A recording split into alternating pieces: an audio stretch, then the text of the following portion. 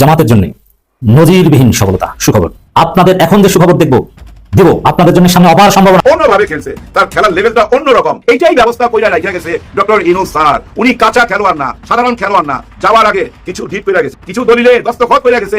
জামাত এনসিপির হতাশাগ্রস্ত ভাই বোনদের জন্য একটি আশার আলোর সংবাদ শোনাচ্ছি। এটাই একটা সুন্দর প্রতিফলন ঘটাবেন বলে আমি মনে করছি।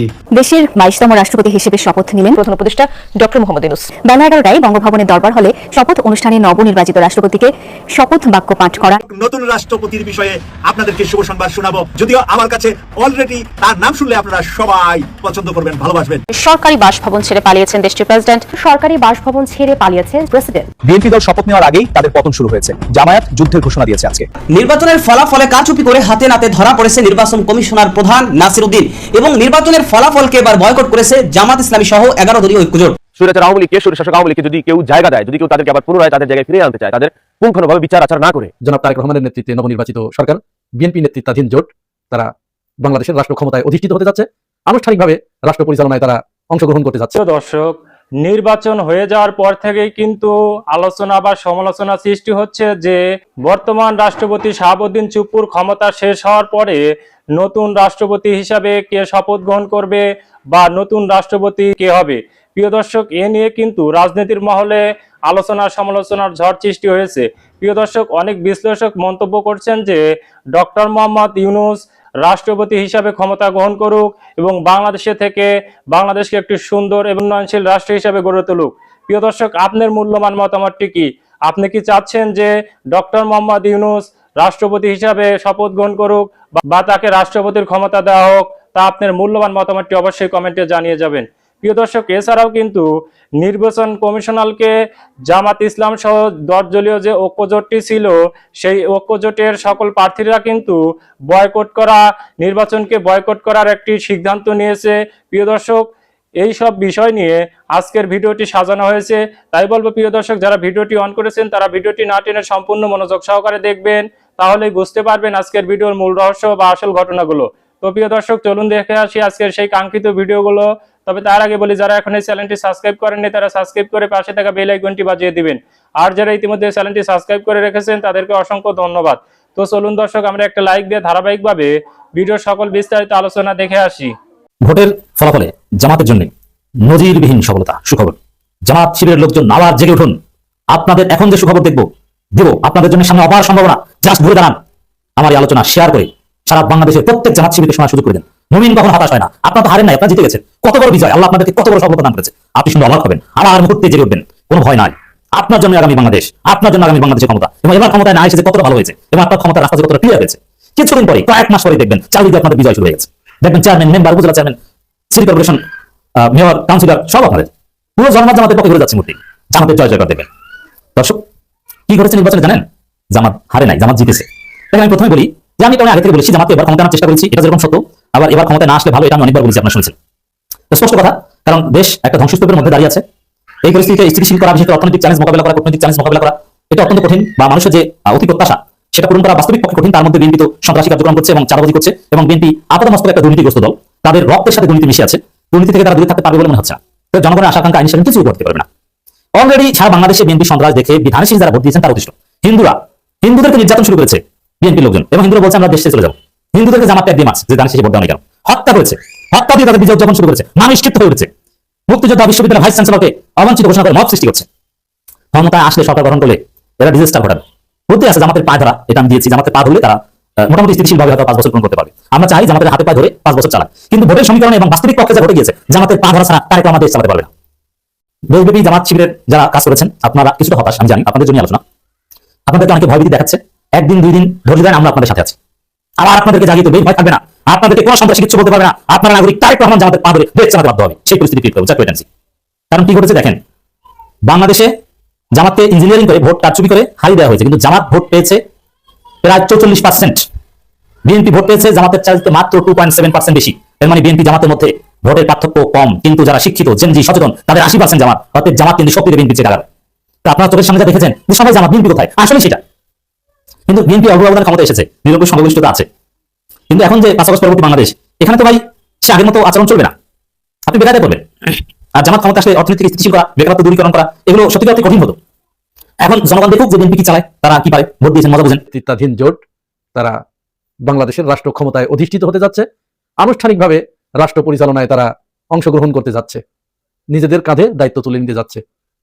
আমরা শুনতে পেয়েছি তারেক রহমানের পক্ষ থেকে মোদিকে, নরেন্দ্র মোদিকে তার শপথ অনুষ্ঠানে আমন্ত্রণ জানানো হয়েছে। এই মুহূর্তে এটি বাংলাদেশের মানুষ মোটেই পছন্দ করছে না, কারণ দেশনেত্রী বেগম খালেদা জিয়াকে তিলে তিলে যে হত্যা করা হয়েছে, তিনি আপসহীন নেত্রী ছিলেন। তিনি যদি একটু কম্প্রোমাইজ করতেন ভারতের সাথে, তাহলে তাকে জেলখানার অন্ধকার প্রকোষ্ঠে পচে মরতে হতো না। কিন্তু তিনি বুঝতে পেরেছিলেন, তিনি তার শত্রু চিনতে পেরেছিলেন। এই নরেন্দ্র মোদী শেখ হাসিনাকে দিয়ে এই বাংলাদেশে কি করেছে, এই বাংলাদেশের জনগণের উপরে কি করেছে, এটি তিনি বুঝতে পেরেছিলেন। সুতরাং জনাব তারেক রহমান এই বিষয়টি মাথায় রাখবেন বলে আমরা মনে করি। আর দ্বিতীয় আরেকটি বিষয় যেটি বলবো, নির্বাচনের পরের দিন থেকে বাংলাদেশের বিভিন্ন জেলায়, বিশেষ করে মুন্সিগঞ্জে, গাইবান্ধায় এবং আরো একটি জেলায় মোট 3 জনকে হত্যা করা হয়েছে নির্বাচনী সহিংসতায়, শুধুমাত্র আরেকজনকে ভোট দেবার কারণে। তো আরেকজনকে ভোট দেওয়া কি অপরাধ? ভোট চাওয়াও কি অপরাধ? অন্য কারো এজেন্ট হওয়া কি অপরাধ? নির্বাচনী যে এজেন্ট হওয়া, এটা কি অপরাধ? হত্যা করা হয়েছে। শুধু তাই নয়, লোমহর্ষক একটি ঘটনা ঘটেছে নোয়াখালীর হাতিয়ায়।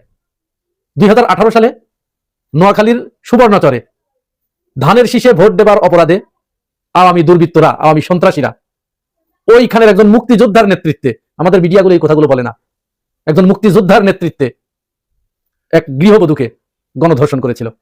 ঠিক 2026 সালে অর্থাৎ 13ই ফেব্রুয়ারি দিবাগত রাত্রে শাপলাকলিতে ভোট দেবার অপরাধে এক নারীকে, 3 সন্তানের মাকে ধর্ষণ করা হয়েছে। বিএনপি নেতাকর্মীরা এটি করেছে বলে অভিযোগ পাওয়া গেছে। আপনারা প্রত্যেকেই সেই ভিডিও দেখেছেন। ভিকটিম নিজে তার বর্ণনা দিচ্ছেন কিভাবে, এবং ডাক্তারের সনদ সেখানে আছে। এরপরে সারা দেশে জামাত শিবির এবং এনসিপির নেতাকর্মীদের বাড়িতে হামলা, ভাঙচুর, অগ্নিসংযোগ, এগুলো তো আছেই। এখন প্রশ্ন আসতে পারে, জামাত শিবিরের উপরে হঠাৎ করে বিএনপির কেন এত ক্ষোভ? বিএনপির লোকজন জামাত শিবির এবং এনসিপির লোকজনের উপরে কেন হামলা চালাবে? কেন তাদের বাড়িঘরে অগ্নিসংযোগ করবে? এই প্রশ্নটা আসা স্বাভাবিক না? আসা স্বাভাবিক এই কারণে, যেহেতু বিএনপি, জামাত এবং এনসিপি এরা উভয়ই তো মজলুম, শেখ হাসিনার দ্বারা নির্যাতিত। 2001 সাল থেকে 2006 সাল পর্যন্ত বিএনপি, জামাতের সাথে আরো 2টি দল ছিল, 4 দলীয় জোট ছিল। সুতরাং এখানে তো জামাত ইসলাম বা ওই অন্যান্য 2টি দল বিএনপির কারো বাড়িতে হামলা চালিয়েছে, কারো উপরে আক্রমণ করেছে? নাই, করে নাই। তাহলে এখানেও ক্ষোভ থাকার কথা নয়। 2009 সাল থেকে 2024 সালের 5 আগস্ট পর্যন্ত বিএনপি এবং জামাতের নেতাকর্মীদেরকে হত্যা, তাদের মা বোনদেরকে ধর্ষণ, গুম, খুন, নির্যাতন, গায়েবী মামলা, দেশনেত্রী বেগম খালেদা জিয়াকে হত্যা করা, এগুলো কারা করেছে? আওয়ামী লীগ করেছে। এখানে ভিকটিম কারা ছিল? জামাত এবং বিএনপি। আর 2024 সালের পরে এসে, 5 আগস্টের পরে এসে এনসিপি আজ পর্যন্ত। তাহলে এনসিপির সাথেও বিএনপির কোনো বিরোধ নাই। তারা এনসিপির কেউ বিএনপির কোনো নেতাকর্মীর বাড়িতে তো আক্রমণ চালায় নাই, অগ্নিসংযোগ করে নাই। জামাত ইসলাম তো একেবারে উদাহরণ দিলাম, প্রশ্নই আসে না। তাহলে এদের প্রতি ক্ষোভ কেন বিএনপির? ক্ষোভটা তো থাকার কথা ছিল, এরা প্রত্যেকেই, এনসিপি, জামাত ইসলাম, বিএনপি, এরা প্রত্যেকেই তো আওয়ামী লীগ দ্বারা নির্যাতিত। তাহলে আওয়ামী লীগের উপরে ক্ষোভ থাকার কথা ছিল। এক জানা যায় যে এর আগে বিএনপি এবং জামাত তাদেরকে এই কাজ করেছে, বাড়ির উপরে হামলা করেছে, বাড়িতে অগ্নিসংযোগ করেছে, বিএনপির কাউকে মার দিয়েছে, আঘাত করেছে। তাহলে বিএনপি হয়তো প্রতিশোধের জন্য এই কাজ করছে, এটি ধরে নেওয়া যেত বা মনের কাছে বুঝ দেওয়া যেত, কিন্তু সেটা তো হয় নাই। তাহলে বিএনপি কেন এই কাজ করছে? এখানে কিছু কিছু বিষয় অবশ্য আমার অবজারভেশনে উঠে এসেছে। স্বৈরাচার আওয়ামী লীগকে, স্বৈরশাসক আওয়ামী লীগকে যদি কেউ জায়গা দেয়, যদি কেউ তাদেরকে আবার পুনরায় তাদের জায়গায় ফিরে আনতে চায়, তাদের পুঙ্খানুভাবে বিচার আচার না করে, তাহলে আমি আজকে ঘোষণা দিলাম যে আমি ফুল টাইম রাজনীতিতে জড়াই যাবো, ফুল টাইম রাজনীতি করবো, সবকিছু বাদ দিয়া, লাউড অ্যান্ড ক্লিয়ার। আওয়ামী লীগকে যদি কেউ পুঙ্খানুভাবে বিচার না করে বাংলাদেশের মাঠে, বাংলাদেশের মাটিতে তাদের জায়গা দেয়, তাহলে ফুল টাইম রাজনীতি করবো, লাউড অ্যান্ড ক্লিয়ার। গতকালকে দেখতে পারলাম, এখনো তো শপথ পড়ানো হয় না, কিছু হয় নাই, তাদের অফিস উদ্বোধন, ফুল টাইম রাজনীতি করবো ভাই। বিএনপির ম্যাক্সিমাম লোকজন শিক্ষিত, এডুকেটেড পারসন, যারা ছাত্র দরকার বিশেষ করে। আপনারা একটু আপনাদের মুরব্বীদেরকে ভাই বুঝাইয়েন যে এই স্বৈর শাসকের জন্য আপনার চাচা, আপনার বাবা, আপনার খালু, আপনার মামা বিগত অনেক বছর বাড়ি থাকতে পারে নাই, ধান খেতে পালায় থাকতে হয়েছে। আমি কাফি সাক্ষী ভাই, ঢাকা প্রেস ক্লাবের সামনে সেই 2018-19 সালের দিকে, তখন নির্বাচন হলো 18 সাল না, এর আগের দিকে মনে হয়, এই যে নির্বাচন বিএনপি করলো না, বিএনপি মানে দায়িত্ব কি ডাক্তার কামাল নাকি নিছিল না, ভুলতে পারে নাম, সেই প্রোগ্রামে আমাকে নিয়েছে, আমার একটা ক্যামেরা ছিল, মানে ওই বিএনপির মিছিল, স্লোগান, কথা, এগুলো তো মিডিয়া কভার করতেছিল না, আমাকে নিয়েছিল, আমার ভাই ভাইদের ধরে আমি গিয়েছিলাম। তখন গিয়ে দেখছি যে প্রেস ক্লাবের সামনে রাস্তায় দাঁড়ায়, কিন্তু একটা মিছিল যে করবে, সেই মিছিল আওয়ামী লীগের জন্য বিএনপি করতে পারে নাই। রাস্তায় নামে যে একটা মিছিল করবে বিএনপি, সেটা করতে দেয় না আওয়ামী লীগ। সেই আওয়ামী লীগকে আপনি এখন এসে পুনর্বাসন করতে চাইবেন, করবেন, চেষ্টা করবেন, এটা আমরা মেনে নিব। আমরা আওয়ামী লীগের বিরুদ্ধে, আমরা ফেসিবাদের বিরুদ্ধে, আমরা স্বৈর শাসকের বিরুদ্ধে, আমরা স্বৈরাচারের বিরুদ্ধে আন্দোলন সংগ্রাম করে তারা দেশ থেকে চলে গেছে মানুষের চোখের মুখে করে। সেই স্বৈর শাসক জালেমকে আবার আপনারা জায়গা দিবেন না, সেটা আমরা মেনে নিব? How is possible? এটা আমরা কখনো মেনে নেব না। আপনাদের আওয়ামী লীগের কি দরকার? আপনারা সুন্দরভাবে রাজনীতি করেন, আপনারা সুন্দরভাবে রাজনীতি করেন, আপনারা নিয়ম মেনে রাজনীতি করেন, আপনারা মানুষের সাথে মিশে যান। না কি চাই জীবনে? আপনার কেন আওয়ামী লীগকে টানতে হবে? কেন একটা স্বৈর শাসককে টানতে হবে? কেন স্বৈরাচারের সাথে আপনার বন্ধুত্ব করতে হবে? আপনার বন্ধুত্ব হবে জনগণের সাথে, আপনার বন্ধুত্ব হবে তৃণমূলের মানুষের সাথে, আপনার বন্ধুত্ব হবে জেনারেল পিপলের সাথে। স্বৈর শাসকের সাথে আপনার কিসের বন্ধুত্ব? যার জন্য আপনি ঘর বাড়ি ছাড়া হয়েছেন, থাকতে পারেন না, অন্যায়ভাবে জেল জুলুম খাচ্ছেন, কেন তার সাথে আপনার প্রেমটা কিসের? আপনারা স্বৈর শাসককে জায়গা দেন, পুনর্নিবেশ করার চেষ্টা করেন, আমরা দেখে নিব। তখন আমরা মুখ দিয়ে ব্যান করবো না, তখন আমরা রাজপথে থাকবো। আপনারা স্বৈর শাসককে জায়গা দেন, দিতে থাকেন। প্রায় 18 বছর পর রাষ্ট্র ক্ষমতার স্বাদ পেয়েছে বিএনপি। এখন বিএনপি ক্ষমতা যাবার পর গতকাল থেকে নানান আলোচনা আছে, মন্ত্রিপরিষদ গঠিত হচ্ছে, অনেকের নাম আলোচনা আছে। তবে একটা সরকারের মধ্যে দুটি প্রধান পদ থাকে, একটা হচ্ছে প্রধানমন্ত্রী পদ, আর একটা হচ্ছে রাষ্ট্রপতি পদ। তো আওয়ামী লীগ বলেন, বিএনপি বলেন, খুবই সচরাচর দেখা যায় যে নিজ দলের বাইরে গিয়ে এমন গুরুত্বপূর্ণ পদ অর্থাৎ রাষ্ট্রপতি, এই ধরনের একটা পদের মধ্যে কাউকে বসান। অতীতে আপনার রাষ্ট্রপতি কি বলা হয় যে শাহাবুদ্দিন চৌধুরী, আমাদের যে চুপু সাহেব আছেন তিনি না, এর আগে যিনি ছিলেন বিএনপির সময় সম্বোধনাকে করা হয়েছিল। তো এইবারও কি আসলে এরকম কোনো ব্যতিক্রম কিছু দেখতে পাচ্ছি আমরা? কেন এতগুলো কথা বললাম? রাষ্ট্রপতি পদ দিয়ে 4 জন ব্যক্তির নাম আলোচনায়, এর মধ্যে 3 জন হচ্ছেন দলটির প্রবীণ নেতা, আর একজন হচ্ছে অরাজনৈতিক একজন। বুঝতে পারছেন, ক্যাপশন দেখে বা টাইটেল দেখে বুঝে গেছেন যে এই একজন হচ্ছে অন্তর্বর্তীকালীন সরকারের যিনি প্রধান উপদেষ্টা ছিলেন ডক্টর মোহাম্মদ ইউনূস। এখন এটাও একটা পলিটিক্স, তবে শুধুমাত্র কি ইউনূসের নাম এসেছে না, দলটির স্থায়ী কমিটির সদস্য নজরুল ইসলাম খান এবং অন্তর্বর্তী সরকারের প্রধান উপদেষ্টা প্রফেসর ডক্টর মোহাম্মদ ইউনূস রাষ্ট্রপতির পদে আপনার সবচেয়ে বেশি আলোচনায় রয়েছেন। অর্থাৎ বিএনপির যিনি স্থায়ী কমিটির সদস্য নজরুল ইসলাম খান, উনিও রাষ্ট্রপতি পদে আলোচিত হচ্ছেন, পাশাপাশি ডক্টর ইউনূসও একই পদে আলোচনায় আছেন সর্বোচ্চ লেভেলে। এছাড়া তিনি আপনার নজরুল ইসলাম খান যিনি আছেন, তিনি নির্বাচনে কোনো প্রতিদ্বন্দ্বিতা করেন নাই। এবার আপনারা জানেন যে উচ্চ কক্ষ নিম্ন কক্ষ যে দ্বিপাক্ষিক বা দ্বিকক্ষ বিশিষ্ট যে পার্লামেন্টারি সিস্টেম, তো সেখানে এবার এই ব্যতিক্রমতার সুযোগ আছে।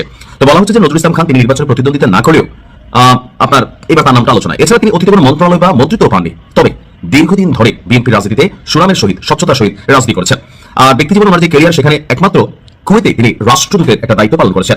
এই ব্যতিক্রমিক কর্মজীবন এবং অভিজ্ঞতাই তাকে পারদর্শী হিসেবে বিবেচিত করছে রাষ্ট্রপতি পদে। জিয়া পরিবারের বিশ্বস্ত এই প্রবীণ নেতাকে রাষ্ট্রপতি পদ দিয়ে সেই বিশ্বস্ততার পুরস্কার হিসেবে সম্মানিত করার আলোচনার মধ্যে নজরুল ইসলাম খান শীর্ষে আছেন। দলীয় সূত্রটি বলছে তার দীর্ঘদিনের অবদান এবং নেতৃত্ব বিএনপির অভিজ্ঞতার ভারসাম্য রক্ষায় গুরুত্বপূর্ণ ভূমিকা পালন করে। অপরদিকে ডক্টর ইউনূস, তাকেও রাষ্ট্রপতি পদে রাখা নিয়ে ব্যাপক আলোচনা চলছে। তিনি গত 3 নির্বাচনে বিএনপি ক্ষমতা এলে রাষ্ট্রপতি হতে পারেন এমন আলোচনাটা আগেই ছিল, এবার তো ক্ষমতায় চলে আসছে। এরপরে তিনি আছেন বিএনপির দুঃসময়ে যিনি সবচেয়ে বেশি কর্মকাণ্ড করেছেন মির্জা ফখরুল ইসলাম আলমগীর, এবং দলটির স্থায়ী কমিটির সদস্য ডক্টর আব্দুল মঈন খানের নামও রাষ্ট্রপতি পদে রয়েছে। দলটির নেতারা বলছেন চূড়ান্ত সিদ্ধান্ত শীঘ্রই প্রকাশিত হবে, আর যার পরই সরকার গঠন প্রক্রিয়া শুরু হবে। অন্যদিকে ঢাকা বিশ্ববিদ্যালয়ের সাবেক উপাচার্য ডক্টর আনোয়ারুল্লাহ চৌধুরী এবং বিশ্ববিদ্যালয়টির অবসরপ্রাপ্ত অধ্যাপক ডক্টর নুরুল আমিন ব্যাপারীর নামও আলোচনায় রয়েছে। তবে আমার প্রেডিকশন বলছে ডক্টর ইউনূসকে বিএনপি রাষ্ট্রপতি করবে না, এটা আমার প্রেডিকশন। এখানে আসছে ওনার নাম নাম্বার 2 এ আছে। আমার প্রেডিকশনটা কোথায়? আমার প্রেডিকশন হচ্ছে যে ডক্টর ইউনূস সম্পর্কে বিএনপি নেতাকর্মীরা ভালো করে জানে যে তিনি এনসিপি ঘেঁষা বা এনসিপির স্রষ্টা। আবার কেউ কেউ বলে থাকেন বিএনপি বরাবরই অভিযোগ করতে একটা সময় পর্যন্ত জামাত ঘেঁষা, জামাত বলতে তিনি বিএনপি ঘেঁষা।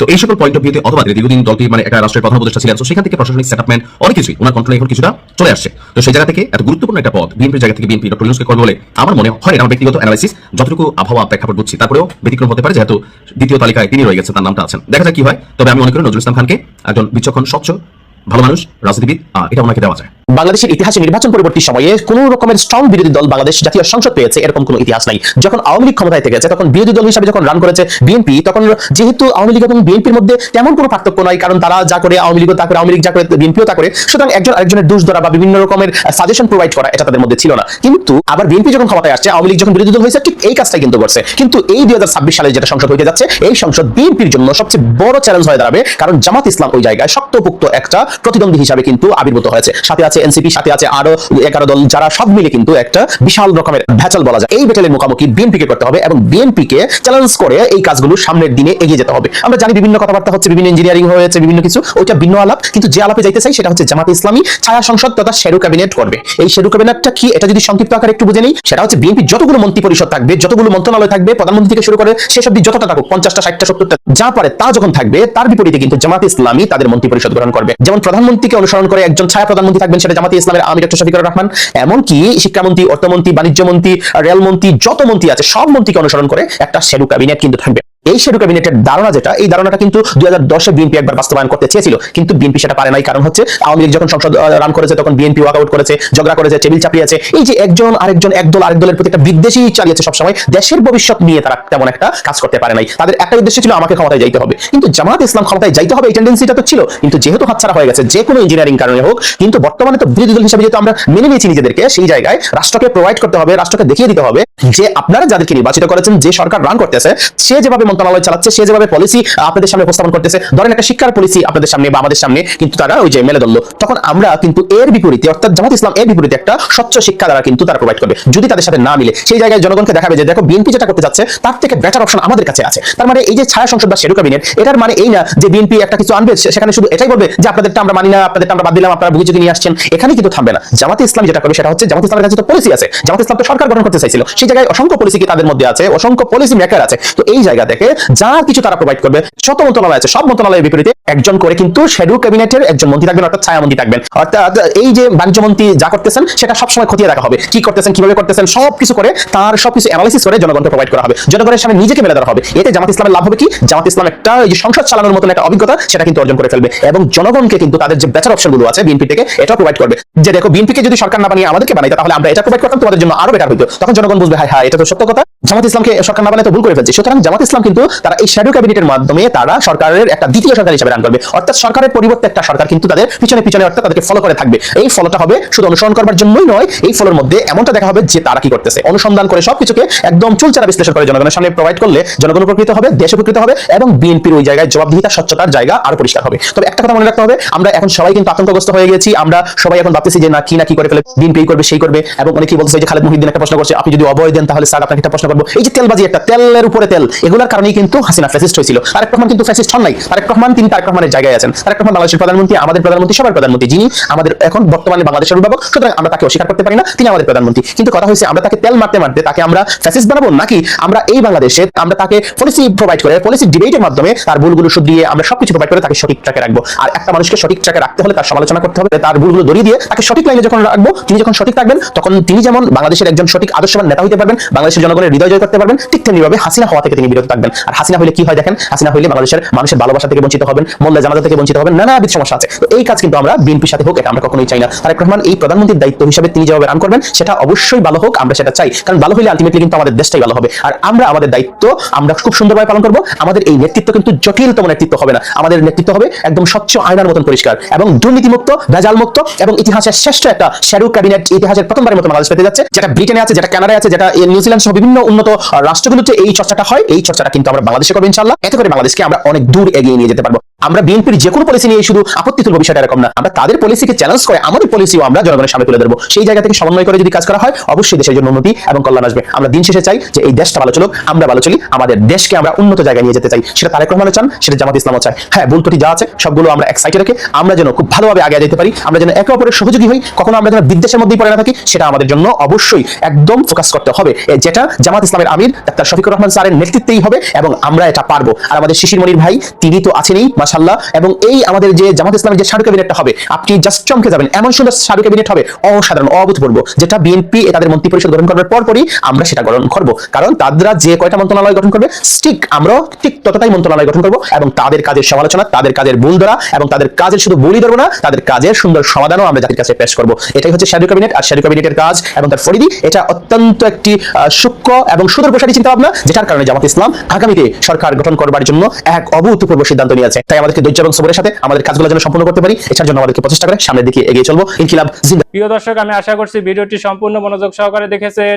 সেই সাথে ভিডিও সম্পর্কিত কোনো তথ্য বা মতামত থাকলে কমেন্ট বক্সে জানিয়ে যাবেন। আজকের মতন এখানে শেষ করছি, ফিরে আসছি আগামী দিনে নতুন একটি টপিক নিয়ে।